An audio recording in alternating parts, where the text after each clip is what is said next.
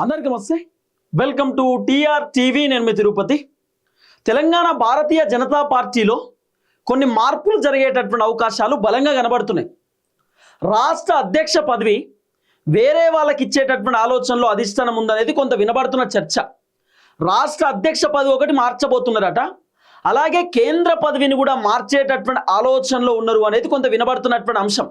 ఇప్పుడు రెండు వినబడుతున్నాయి. ఒకటి, తెలంగాణ నుండి ఇద్దరు కేంద్ర మంత్రులు ఉన్నారు. ఒకటి కిషన్ రెడ్డి, రెండోది బండి సంజయ్ కుమార్. సో ఇద్దరిలో ఎవరినైనా ఒక్కలను కేంద్ర మంత్రి పదవి నుండి తీసేసి కొత్త వాళ్ళకి అవకాశం ఇద్దామనేటటువంటి ఆలోచనలో భారతీయ జనతా పార్టీ అధిష్టానం ఉన్నారు అనేది ఒక వర్షన్. రెండోది, ఇద్దరు కేంద్ర మంత్రి పదవిలో ఉండగా ముగ్గురికి అంటే మూడో వ్యక్తికి కూడా తెలంగాణ నుండి కేంద్ర మంత్రి పదవి ఇద్దామనేటటువంటి ఆలోచనలో భారతీయ జనతా పార్టీ ఉందనేది కొంత వినబడుతున్న చర్చ. అంటే మూడో వ్యక్తికి కూడా తెలంగాణ నుండి అవకాశం ఇద్దామనేటటువంటి ఆలోచనలో ఉన్నారట. అంటే తెలంగాణ నుండి ముగ్గురు కేంద్ర మంత్రులు అయ్యేటటువంటి అవకాశాలు ఉన్నాయి. ఇప్పుడు ఆల్రెడీ ఇద్దరు ఉన్నారు, ఇద్దరిలో ఇంకొకళ్ళను పెట్టేటటువంటి ఆలోచనలో ఉన్నారు. లేకపోతే బండి సంజయ్ని ఒకవేళ కేంద్ర మంత్రి పదవి నుండి తీసేసి వేరే వాళ్లకు కేంద్ర మంత్రి పదవి ఇద్దామనేటటువంటి ఆలోచనలో కూడా ఉన్నారు అనేది కొంత వినబడుతున్నటువంటి చర్చ. ఆల్రెడీ ఇద్దరు ముగ్గురు కేంద్ర మంత్రులు రాజీనామా చేసిర్రు. సో బిఎల్ సంతోష్ని కూడా ఇప్పుడు తొలగించేటటువంటి కార్యక్రమం చేస్తూ ఉన్నారు. సో మ్యాక్సిమం బండి సంజయ్ని కూడా కేంద్ర మంత్రి పదవి నుండి తొలగిద్దామనేటటువంటి ఆలోచనలో బీజేపీ అధిష్టానం ఉన్నారు అనేది కొంత వినబడుతున్నటువంటి చర్చ. కానీ అట్లా జరగకపోవచ్చు అనేటటువంటి ఒక పెద్ద అంశం కూడా వినబడుతున్నది. ఇప్పుడు కరీంనగర్లో కూడా చాలా మంది మాట్లాడుకుంటున్నారు, బండి సంజయ్ కేంద్ర మంత్రి పదవి అట్లనే ఉంటుంది, మూడో వ్యక్తికి అవకాశం ఇస్తారు, ఇప్పుడు ఇంకో కొత్త వ్యక్తి కూడా కేంద్ర మంత్రి పదవి ఇస్తా అని చెప్పి భారతీయ జనతా పార్టీ అధిష్టానం చెప్తున్నారు అని చెప్పి కొన్ని గుసగుసలు వినబడుతున్నాయి. మరి కేంద్ర మంత్రి పదవి మూడో వ్యక్తికి ఎవరికి రావచ్చు? ఇప్పుడు ఉన్నటువంటి ఇద్దరు కేంద్ర మంత్రులలో ఎవరిని తీసేసేటటువంటి అవకాశం ఉండొచ్చు? అధ్యక్ష పదవి ఎవరికి ఇవ్వచ్చు? అసలు ఏం జరగబోతా ఉంది? బీజేపీ పార్టీలో ఎలాంటి మార్పులు జరిగేటటువంటి అవకాశం ఉందనేది పిన్ టు పిన్ ఈ వీడియోలో మనం డిస్కస్ చేసుకునేటటువంటి కార్యక్రమం చేద్దాం. కొన్ని పేర్లు నేను బోర్డు మీద రాస్తా, తర్వాత మీకు చాలా క్లియర్గా అర్థమయ్యేటట్టు ఎక్స్ప్లెయిన్ చేస్తా. ఫస్ట్, ఇప్పుడు కేంద్ర మంత్రులు ఇద్దరు ఉన్నారు, సెంట్రల్ మినిస్టర్ పోస్టులు రెండు ఉన్నాయి, ఇద్దరు ఉన్నారు, 2 మెంబర్స్. ఒకటేమో కిషన్ రెడ్డి ఏమో ఓసీ సామాజిక వర్గం అంటే రెడ్డి సామాజిక వర్గం.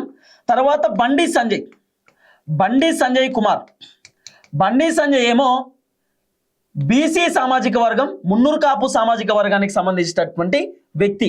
ఇప్పుడు ఒకవేళ మంత్రి పదవి ఇవ్వాలనుకుంటే అంటే కేంద్ర మంత్రి పదవి ఇద్దరికి ఉండగానే వేరే వాళ్ళకు కేంద్ర మంత్రి పదవి ఇవ్వాలనుకుంటే దాదాపు 4 పోటీలో ఉన్నారు. ఆ 4 ఎవరు అనేది కూడా పిన్ టు పిన్ మనం ఒకసారి మాట్లాడుకునేటటువంటి కార్యక్రమం అయితే, ఫస్ట్ మల్కాజ్గిరి ఎంపీ ఈటల రాజేందర్, ఈయన ఫామ్లో ఉన్నాడు. ఒకవేళ కేంద్ర మంత్రి పదవి ఇవ్వాలనుకుంటే భారతీయ జనతా పార్టీ అధిష్టానం ఈటల రాజేందర్కి ఇవ్వచ్చు. రెండోది, ధర్మపురి అరవింద్ పేరు వినబడుతున్నది. ధర్మపురి అరవింద్ నిజామాబాద్ ఎంపీ, ధర్మపురి అరవింద్ పేరు కూడా వినబడుతున్నది.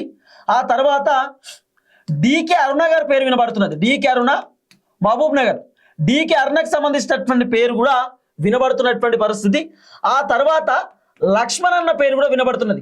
లక్ష్మణ్ అన్న ఎంపీ, రాజ్యసభ సభ్యుడు, రాజ్యసభ ఎంపీ లక్ష్మణ్. దాదాపు ఈ 4 పేర్లు ఇప్పుడు కొత్తగా వినబడుతున్నది. ఒకవేళ బండి సంజయ్ని గనక కేంద్ర మంత్రి పదవి నుండి తొలగిస్తే, బండి సంజయ్ని గనక ఒకవేళ కేంద్ర మంత్రి పదవి నుండి తీసేస్తే ఇక్కడ ఉన్నటువంటి 4లో ఇద్దరికి అవకాశం వచ్చేటటువంటి పరిస్థితి ఉంది. ఒకవేళ బండి సంజయ్కి సంబంధించినటువంటి కేంద్ర మంత్రి పదవిని భారతీయ జనతా పార్టీ అధిష్టానం ఒకవేళ తొలగిస్తే, బండి సంజయ్ ఇన్ కేస్ కేంద్ర మంత్రి పదవికి రాజీనామా చేస్తే తెలంగాణలో ఇంకిద్దరికి అవకాశం వచ్చేటటువంటి పరిస్థితులు ఉన్నాయి. మరి ఇద్దరు ఎవరు అంటే, ఈటల రాజేందర్కి కేంద్ర మంత్రి పదవి రావచ్చు అనేది ఒక చర్చ. రెండోది, డికే అరుణకు కేంద్ర మంత్రి పదవి రావచ్చు అనేది ఒక చర్చ. ఎందుకంటే ఈటల రాజేందర్ ముదిరాజ్ సామాజిక వర్గం, బీసీ. సో ముదిరాజులకు సంబంధించినటువంటి ఓట్లు చాలా ఎక్కువ ఉన్నాయి తెలంగాణ రాష్ట్రంలో బీసీ సామాజిక వర్గంలో. కాబట్టి సో ముదిరాజుల ఓట్లు, బీసీల ఓట్లు భారతీయ జనతా పార్టీకి రాబోతున్నటువంటి ఎన్నికలలో రావాలి అనేటటువంటి ఆలోచనతోటి మాక్సిమం ఈటల రాజేందర్కి అవకాశం ఇవ్వచ్చు.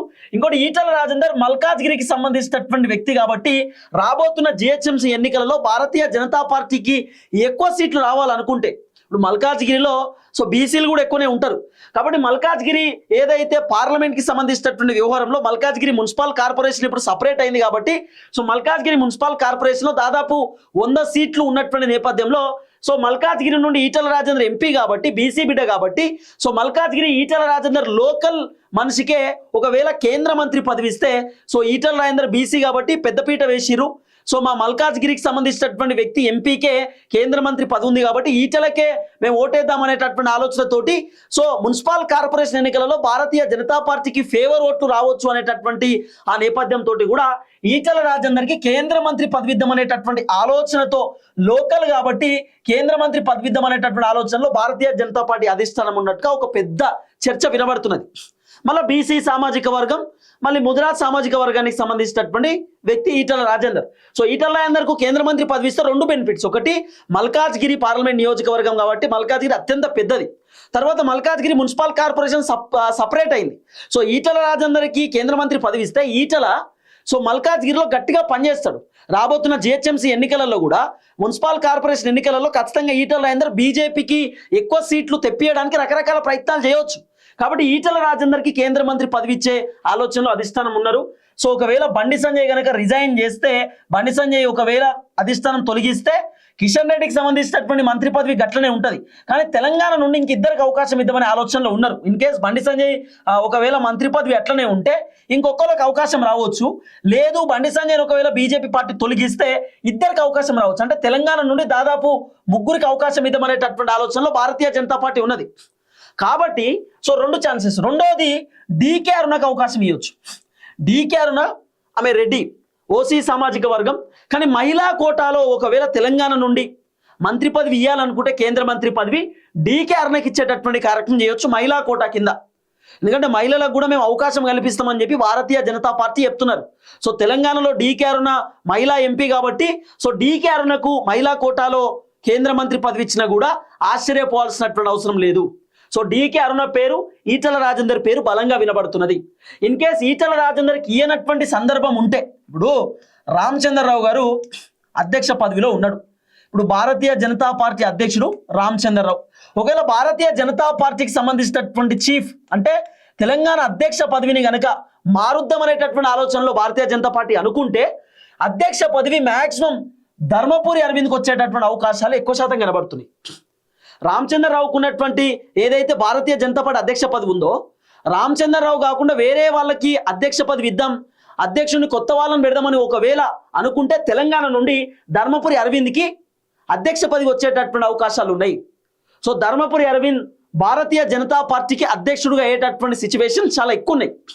ఇన్ కేస్ ధర్మపురి అరవింద్కి ఒకవేళ సందర్భాన్ని బట్టి కేంద్ర మంత్రి పదవి అంటే సెంట్రల్ మినిస్టర్ పోస్ట్ ఒకవేళ కేంద్ర మంత్రి పదవి ఇచ్చారనుకో, కేంద్ర కేబినెట్లో ధర్మపురి అరవింద్కి అవకాశం దక్కిందనుకో, ఈటల రాజేందర్కి భారతీయ జనతా పార్టీ నుండి అధ్యక్ష పదవి ఖచ్చితంగా రావచ్చు. దాంట్లో వేరే ఆప్షన్ లేదు.